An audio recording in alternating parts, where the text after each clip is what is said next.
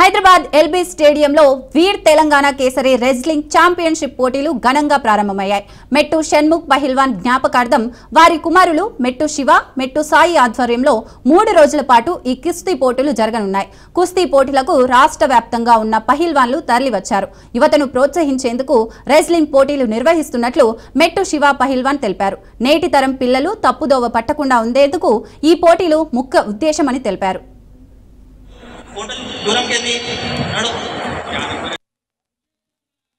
ఇది 11, 12, 13 ఎల్బీ స్టేడియంలో కుస్తీ పోటీలు ఉన్నాయి. దీనికి అందరూ ముఖ్య అతిథులు అందరూ వస్తున్నారు. పబ్లిక్ అందరికీ రావాలి. మా రెజ్లింగ్ క్రీడాకారులు అనేది ఒకటి ప్రోత్సహించాలని మేము కోరుకుంటున్నాము.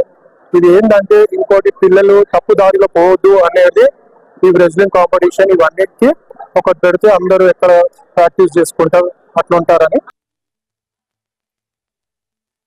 థర్డ్ వీర్ తెలంగాణ రెజ్లింగ్ ఛాంపియన్షిప్ స్టార్ట్ అవబోతుంది. ఇక్కడికి వచ్చిన మీడియా మిత్రులు అందరికీ నమస్కారం. సో ఇక్కడ వచ్చేసేది ఏంటంటే ప్రతి 2 years ఒకసారి చేస్తుంటే ఈసారి కూడా చాలా ఘనంగా భారీ ఎత్తున మనం ఈ కాంపిటీషన్ చేయించడం జరుగుతుంది. ఇది ఏంటంటే మా నాన్న మెట్టు షణ్ముఖ్ పహిల్వాన్ గారు చనిపోవడం జరిగింది.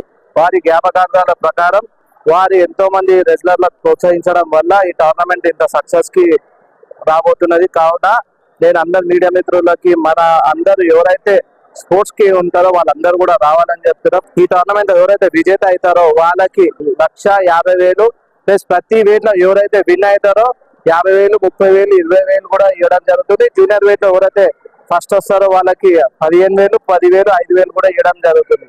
ఈ టోర్నమెంట్ మంచి అందరు రావాలని చెప్పి టోర్నమెంట్ మంచి సక్సెస్ చేయాలి.